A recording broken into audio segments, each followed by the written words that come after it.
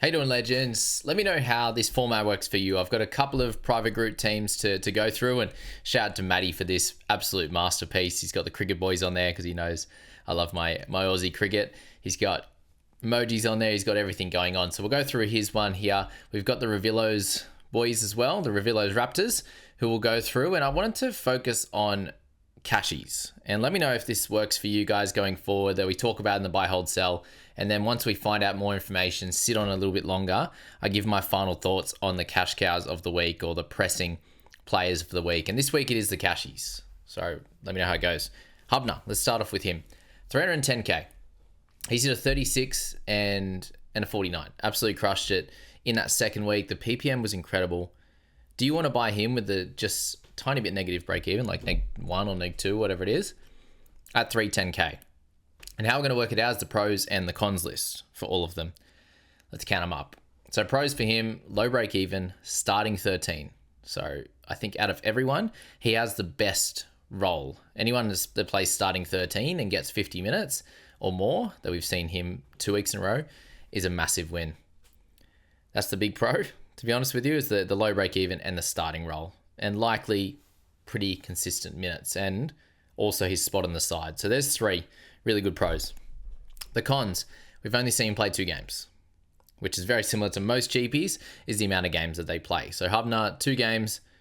We don't know how he's going to go. We know that in Cup, he's really, really good. The couple of games he played last year, his PPM wasn't that great. And we saw that in game 1. If he happens to go for a low PPM and get like an early 30s, then it slows you down a little bit. But I think he probably has the best role out of everyone. 310k, probably a slight negative compared to guys like Dylan Egan or Jenkins. Now let's go to Dylan Egan at 260k. I'm going to go through all the cheapies and then help the 2 teams that have sent me their squad. Price, tick. PPM, tick. Great scores in New South Wales Cup. Also tick. Break even, low. Another tick. So 3 to 4 pros on that side. And I don't mind the role. Coming off the bench, playing some middle and playing the edge. We've only seen it 1 time, so that's definitely a negative for him. We also have a few guys coming back from New South Wales Cup in Selle and, I was going to say Couchman, and Eisenhuth. Eisenhuth's been on the emergencies for a while now, and just looking into it, he actually hasn't played any games. So he's been sitting there, but not actually playing at all. So something's going on with him. Apparently it's more to do with like his concussion history. Someone was saying in the comments, and thanks for that. That makes sense. He had something in the preseason and that's hurt him. If he's actually a part of this rotation, because him and Selle are playing Cup this week, then it does make it a little bit more difficult, because we've seen Eisenhuth play 13. We've seen him play some edge as well. So that's where the slight worry on Egan is for me, not Selle. It is, I'm going to say Couchman again. It is Eisenhuth. That's more the worry. I think he's jumped ahead of guys like Raymond Faitala Mariner. As I mentioned, the pros as well, if one of those edges goes down, I think Dylan Egan will slot straight in and play pretty good minutes there, solely on the edge, which is what he plays. He's very durable as well, but there's definitely a couple of negatives there. Doesn't have the dual position like someone like Katonga has, and we'll leave it at that there. Let's move up the line. We've got, Latu Fainu, can't jump on with just the 1 week thing, but Riley Smith, 283k.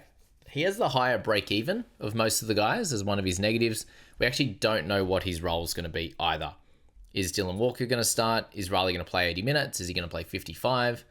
Do we see Brendan Hands come back into the team? Lots of questions, and that's why I personally think you can wait a week on Riley. But the pros on the other side is that if it's his team now as the 9, then that's going to be super helpful for him to average somewhere in the mid to high 30s pretty comfortably. If he can get 60 plus minutes, I think he's a mid 30s guy. The 13 break even slows him down. I think it's an easy watch this week, but if you do need a hooker as some cover and you want to jump on this week and you're going for a couple of cheapies and you're pretty well set with the cheapies you do have, then I think this week is a sweet week to get on him, and he won't be leaving the side. It's more just how many minutes he'll get longer term. With Lussick out, that's another pro to his side, and it doesn't look like they were wanting to play Hands very many minutes. Even if he was to come back in, Riley would go back to 55, and surely the Eels improve a little bit compared to where they have been. The next guy on the list, and one of the main guys, if you have Goz, I didn't mention him, you definitely hold for the week, given he is going to be starting and playing good minutes. Kitiani Katonga. So he's averaging 35 in this one. But the last two is the big one, 38 and 44 for him. And his scoring in Cup isn't as good as guys like, we've seen Hubner and his scoring in Cup. We've seen Egan. It's not as good, but a big pro for him is that centre duel. The price is one of the higher ones, as you've seen there at 320. But centre is very, very helpful this week. And I think you can play him very safely because there's guys like Rob Toya we're worried about. Even Stafford Toa against the Broncos, where Katonga being the second best position we've got so far on this list. And then I'll go for Jenkins to finish this one off, guys, before we get into the teams. Katonga has a great role, given he's a back rower playing 80 minutes. The questions are going to be, if they continue to lose, does he lose that spot? Does he go to 65 minutes? Does he stick at 80? And is he going to get more missed tackles? Like we've seen, he has about an 85% hit ratio in tackles in Cup. So does he start to go back to that 4 missed tackles that he had the week before, or do we stick solid with that 1 missed tackle or 2 or 3, the one he had on the weekend? So Kitiani, anywhere near the 40 mark, and he's going to be great, is a low break even at about 0 as well, and should continue to do well. And I think most of these guys are going to do well. It's just more which one suits your side better. And if you need the center or you need an edge, the combination of both, then Katonga is going to be awesome for your side. And now Jenkins to finish this off. He's at 297k. We haven't seen him score this well before without tries, so that could be a bit of a flash in the pan, that 50 odd. But if you take out his offloads completely, you're sitting at 41, which still is great for someone that's priced, tick over the 20 mark. That's plenty of value. And in a good team with 3 nice matchups coming up, they're all pros for Jenkins. And he looked like his work rate was awesome. Tackled well, ran well. They're all the pros. Also, I think that he earned his way into this side last week and then got even a little bit more luck with To'o being out. But to be honest, I'd rather To'o on his left-hand side than Casey McLean. The Panthers aren't playing great, so that's one of the negs, but I don't think it's a big negative there. Yes, he can lose his spot to other guys. They could put Alamotti into centre and take Jenkins out of this side. That's definitely a possibility. But is it likely? I don't think so. And he's an outside back. So if you're buying him compared to buying a Katonga or a Hubner, then you are relying on outside backs to do well, especially centres. The other good thing with this, actually, I didn't think about it too much, is that if he gets named for the next couple of weeks, he should actually get centre dual, which would be good. And that might help me in my centre position, but we'll see how that one plays out. So they're the pros and cons for the cheapies, guys. I hope that was helpful for you. And now let's get into a couple of these teams. So let's start with Mr. Keyworth. What a legend. All right, so squad value is pretty good, 11.8. That's great. It's better than mine. Overall rank, he's not too happy with at 10,000. Let's just get into the bit you can't see on your screen, the situation. He's got 6 lads facing the hammer in the next 3 rounds. None are urgent sells this round, but don't want to be left with so many sells next week. There are also several players that are close to must buys. I've saved 2 trades, so would like to use 2 now to get my rank moving in the right direction and cash pumping. Also considering leaving cash left over to bring in Cleary next week or the week after whenever he is bottom out. That's a good play. Very good play, my friend. He's sitting there with Gilbert in the side, Brimson, Goz, Yongi, Sandon Smith and Jesse Arthur's all ready to face the hammer, which he's got all in there. We know the situation with all those guys. Current plan, Yongi, Sandon Smith to Jenkins and Hubner. Leaves him 175k in the bank and down to 30 trades. Who he wants, Wong, Kant, Egan, Hubner, Jenkins, Katonga. So 6 options. And then the next couple of weeks, what he'd prefer is like a Brimson moving up to Cleary, having that 175 in the bank, and Arthur's going down to Egan. You'll see Egan up near 300. Arthur's may stick solid, similar with Brimson, and Cleary should come down. But let's just put it out there that he's going to be 100, right? He's going to be getting that 100 break even. I think this is a really good plan, Matty. The way you're looking at that, if you've got Jenkins and Hubner, you could go. I think you end up messaging me saying that Katonga might be the other play, and let's just have a look at your squad. So Hubner comes in and you get another mid, which is sweet. If Katonga comes in, you have another center. And when you're looking at your wing fullback, you do have a fair few and you have a lot of centers as well. So that's where I think it probably doesn't matter about the centre cover for you, given you've got Garrick down there, Ponga. Arthurs is probably going to be a sell, but you've got Brimson.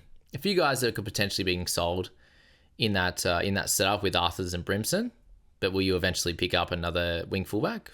Yeah, maybe.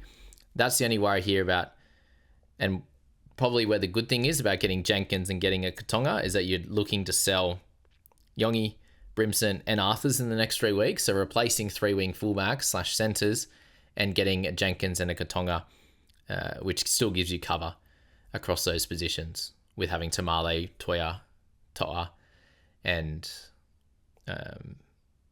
Jenkins eventually, but Katonga, which could be cool. So I think they're good calls. And at the moment, with that setup, you're not moving on from Gilbert, which is fine.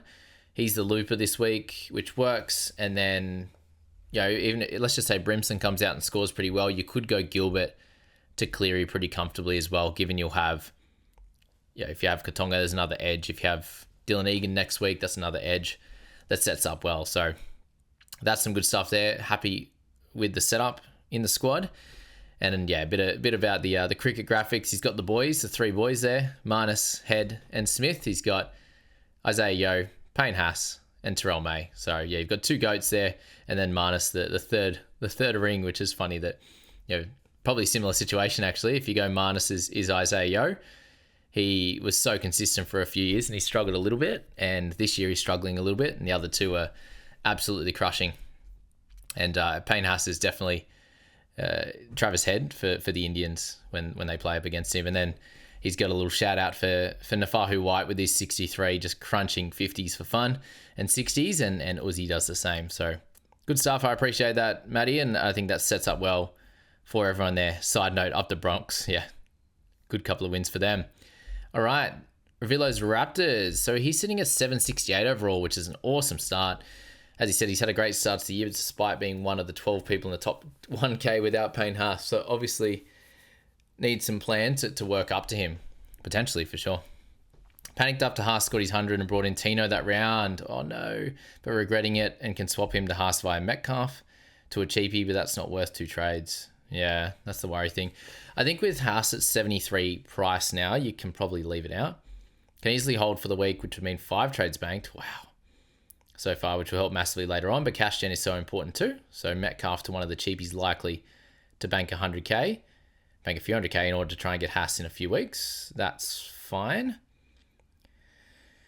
So how I'd probably set this one up, mates.